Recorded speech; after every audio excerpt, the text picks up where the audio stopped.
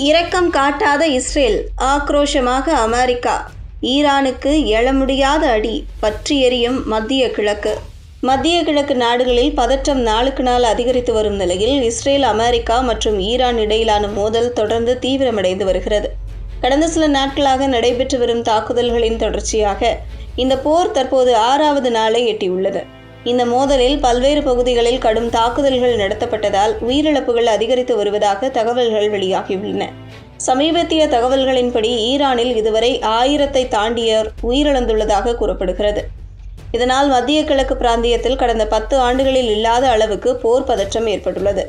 Iran மீது Israel மேற்கொண்டு வரும் தாக்குதல் நேற்று அதிகாலை மேலும் தீவிரமானது. குறிப்பாக ஈரான் தலைநகர் தெஹ்ரான் நகரின் பல பகுதிகளில் வெடிப்பு சத்தங்கள் கேட்கப்பட்டதாக அந்நாட்டு ஊடகங்கள் தெரிவித்துள்ளன.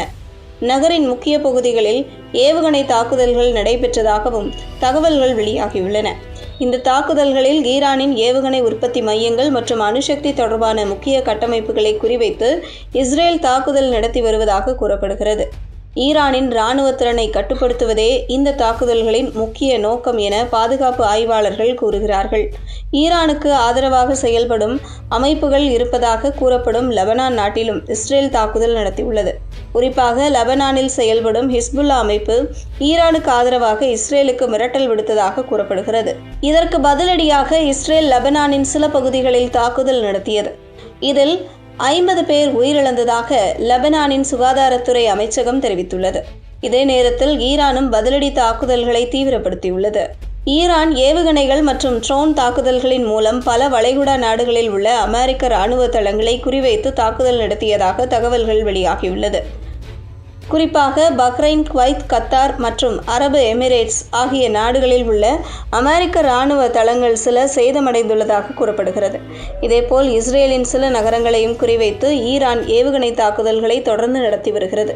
இதையடுத்து தங்களது வான் பாதுகாப்பு அமைப்புகளை முழுமையாக செயல்படுத்தி உள்ளதாக இஸ்ரேல் அறிவித்துள்ளது.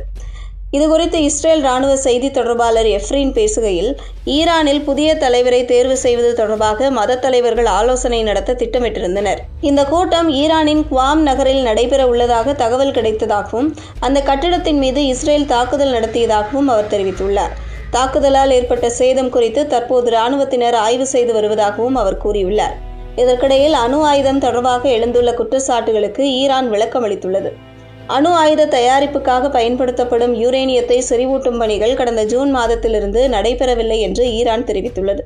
அதே நேரத்தில் யுரேனியத்தை செறிவூட்டுவது தங்களது உரிமை என்றும் தங்களது அணுசக்தி திட்டம் அமைதியான நோக்கத்திற்காக மட்டுமே நடைபெறுகிறது என்றும் ஈரான் கூறியுள்ளது. மேலும் அமெரிக்கா மற்றும் இஸ்ரேலுக்கு எதிரான தங்களது தாக்குதல்கள் தொடரும் என்று இஸ்லாமிய புரட்சிப் படை தெரிவித்துள்ளது. இந்த நிலையில் வளைகுடா பிராந்தியத்திலும் பதற்றம் அதிகரித்துள்ளது. ரியாத் நகரில் உள்ள அமெரிக்க தூதரகத்தை குறிவைத்து 2 ட்ரோன்கள் தாக்கியதாக சவுதி பாதுகாப்புத்துறை தெரிவித்துள்ளது. அதேபோல் துபாய் நகரில் உள்ள அமெரிக்க தூதரகத்தின் பார்க்கிங் பகுதியில் ட்ரோன் தாக்குதல் நடத்தப்பட்டதாகவும் கூறப்படுகிறது. இந்த சூழ்நிலையில் வளைகுடா நாடுகளில் உள்ள தங்கள் தூதரக அதிகாரிகள் மற்றும் அவர்களது குடும்பத்தினர் உடனடியாக வெளியேற வேண்டும் என்று அமெரிக்கா அறிவுறுத்தியுள்ளது. இந்த தாக்குதல்களில் ஈரானில் பலர் உயிரிழந்ததாக தகவல்கள் வெளியாகியுள்ளன. ஈரான் ரெட் கிரசன்ட் அமைப்பு வெளியிட்ட தகவலின்படி அமெரிக்கா மற்றும் இஸ்ரேல் தாக்குதல்களில் இதுவரை 787 பேர் உயிரிழந்துள்ளனர். மற்றொரு தகவலின்படி இந்த எண்ணிக்கை 1000-ஐ தாண்டியுள்ளதாக கூறப்படுகிறது.